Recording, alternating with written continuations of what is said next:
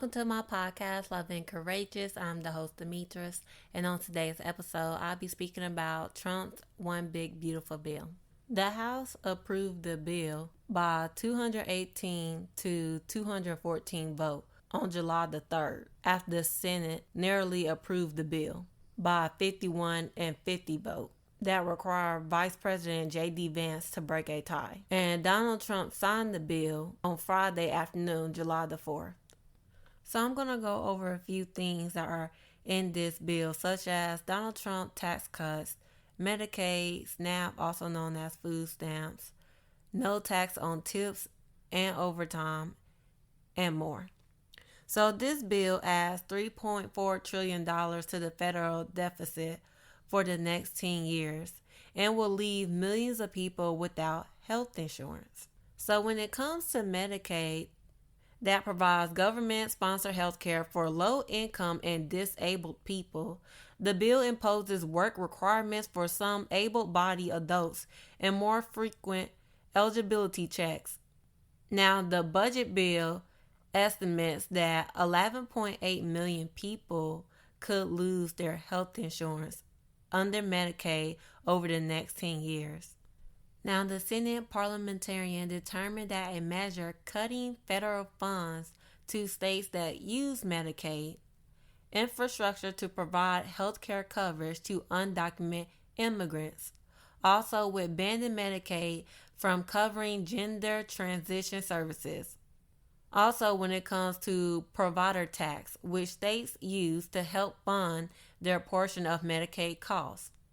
Now, Republicans have proposed a steeper cut to Medicaid funding by incrementally lowering provider taxes from 6% to 3.5% by the year 2032. The bill also includes a rural hospital stabilization fund after some GOP senators was concerned about the rural hospitals that could be impacted by this bill. So allocating $50 billion for rural areas, hospitals over the same period that the provider taxes would be lowered.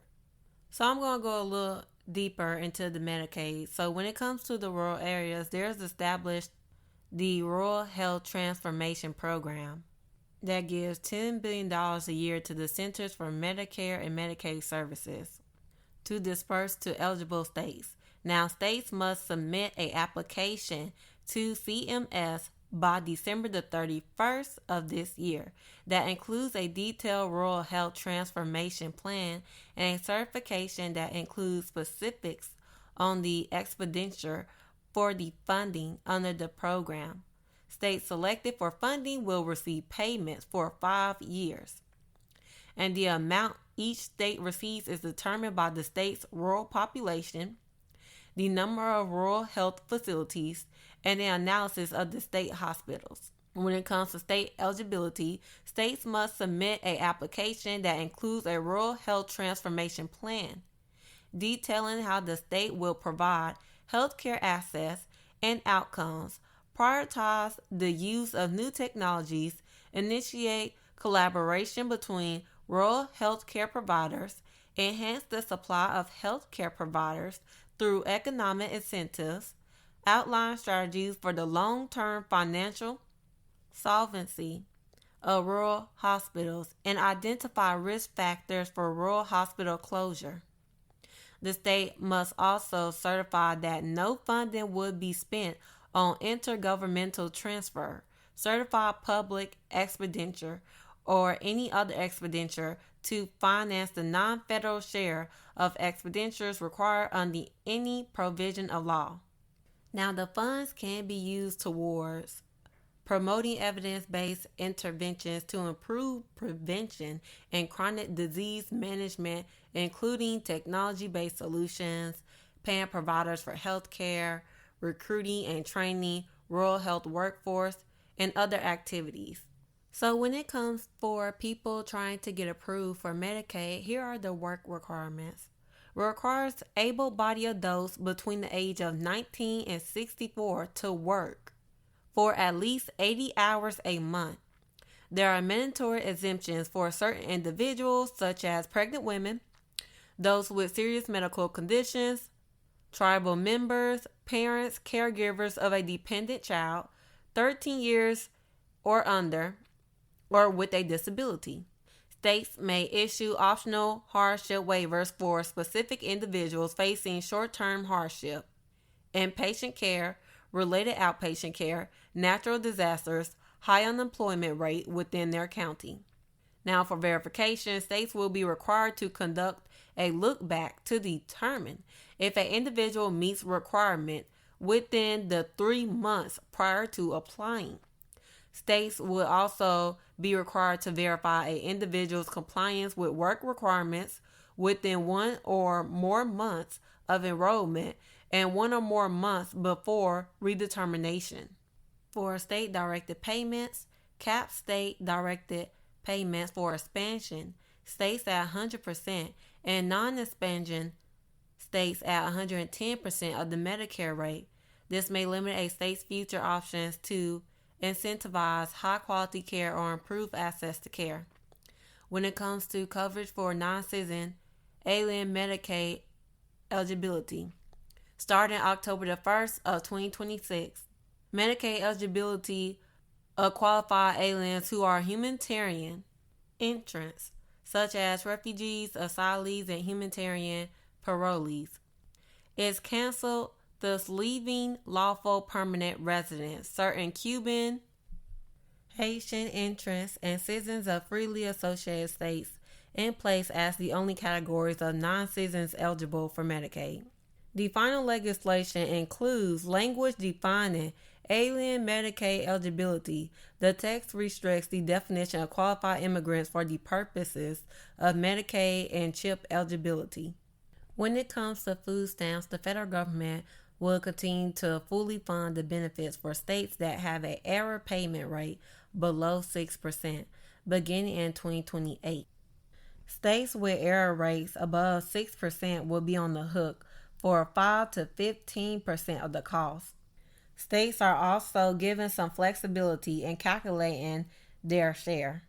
Now, to be eligible for SNAP, or also known as food stamps, here are the work requirements. So beneficiaries between the ages of 18 and 54 without dependents currently need to work at least 80 hours a month to receive food stamps for more than 3 months and 3 years, unless certain factors apply, such as physical or mental limitations.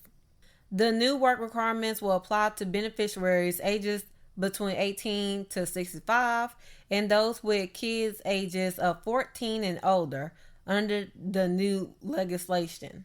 Now, recipients will also need to be citizen or permanent resident of the U.S. to receive the benefits.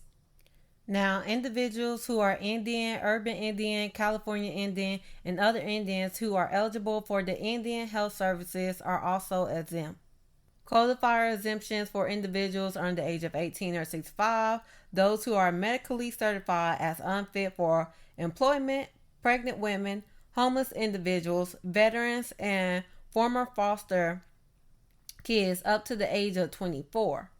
Exemptions for homeless individuals, veterans, and former foster youth are set to expire on October the 1st of 2030.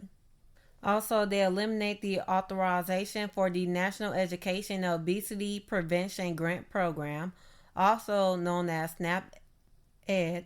Also extends funding authority for the Emergency Food Assistance Program from 2024 to 2031. Another thing that is in the bill is Trump accounts for child savings. So the legislation introduced a new program known as Trump accounts that let parents open a tax advantage investment account for children between January the 1st of 2025 through 2028. The government will deposit an initial $1,000 into the accounts, and parents can contribute to $5,000 a year in post-tax dollars. The money grows tax-free, and beneficiaries can access the funds once they turn 18. There will be a 10% penalty and income tax on withdrawals taken before age 59 and a half. unless the funds are used for higher education, disability, or natural disaster related costs. Beneficiaries can also withdraw up to $10,000 for a new home purchase and $5,000 for a baby of their own. Withdrawals for qualified expenses are taxed at the long-term capital gains rate. When it comes to federal student loans, the legislation introduced a number of changes to the student loan system, including updates for new and future borrowers and those currently in repayment. Borrowers who take out loans on or after July the 1st of 2026 will only have two repayment plan options, a new standard repayment plan and a new income-driven plan known as the Repayment Assistance Plan. Current borrowers enroll in the Saving on a Valuable Education, Income Contingent, or Pay-As-You-Earn repayment plans will no longer have access to those plans. Those borrowers will also be limited to the two new repayment plan options after July the 1st of 2026. At that point, they will need to select the repayment plan of their choice or be automatically enrolled in RAP, which is the Repayment Assistance Plan, after July the 1st of 2028. Now, borrowing limits beginning on July the 1st of 2026 for graduate students and parents will have new or lower borrowing limits for federal student loans. The annual limit for graduate student loans will drop to $20,500 or $50,000 for professional programs like medical or law school. Grad students will have a lifetime limit of $100,000 on federal loans or $200,000 for professional programs. Parents will be able to borrow up to $20,000 per year per dependent through Parent Plus loans with a lifetime limit of $65,000 per student beginning on July the 1st in 2026. Students that are currently in school will be able to complete their studies with the current and larger loan limits as well as access to Graduate Plus loans, which will not be available to new borrowers until after 2026 of July the 1st. When it comes to Pell Grants, students enrolled in qualifying short-term vocational training programs will be eligible to receive workforce Pell Grants as well on July the 1st of 2026. Eligible programs have between 150 and 600 hours of instruction or equivalent credit hours and last between 8 and 15 weeks, among other requirements. When it comes to green energy policies, the bill would largely terminate numerous tax incentives from the 2022 Inflation Reduction Act for clean energy, electric vehicles, and energy efficiency programs that benefited consumers. It would end tax credits for new and used electric vehicles, installation of home EV charging equipment, and installation of energy efficient heating and cooling systems. The bill also ends the Greenhouse Gas Reduction Fund, which gives funding to nonprofit organizations providing financing for projects that reduce pollution and greenhouse gas emissions in communities. Existing contracts and grants under the program are not affected. So I'm going to go a little more depth into it. So when it comes to the clean vehicle credit, after September the 30th of this year, 2025, taxpayers will no longer be able to claim a tax credit worth up to $7,500 for purchasing a new electric vehicle or up to $4,000 for a used EV. Since 2024, car buyers have been able to claim this credit at the point of sale rather than later when they file their taxes. When it comes to energy efficient home improvement credit, since 2023, homeowners have been able to claim a tax credit worth up to $3,200 for making energy efficient improvements to their homes, such as installing solar panels. Though it is initially set to expire after 2032, taxpayers will no longer be able to claim the credit after December the 31st of this year.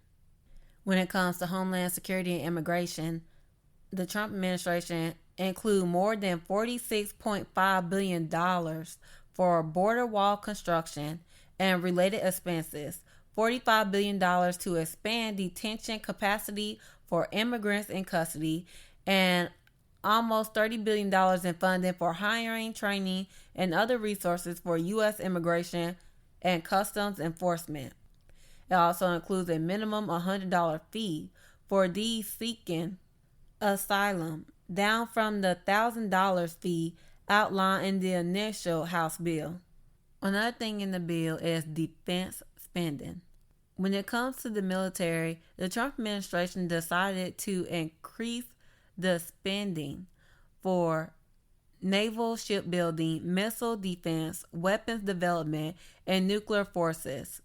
Defense spending comprises costs related to military equipment, personnel compensation, research and development, and operational costs. Funding primarily comes from the Department of Defense, along with Department of Justice, Department of Homeland Security, and other agencies. When it comes to a tax credit, Donald Trump has extended his 2017 tax credit, but also increasing the state and local tax deduction, or known as SALT. The package includes an increase to the cap on the state and local tax deduction, raising it from $10,000 to $40,000.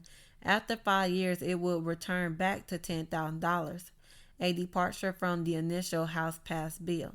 For a tax year of 2025, filers earning up to $500,000 a year can claim up to $40,000 in state and local tax deductions on their federal tax returns.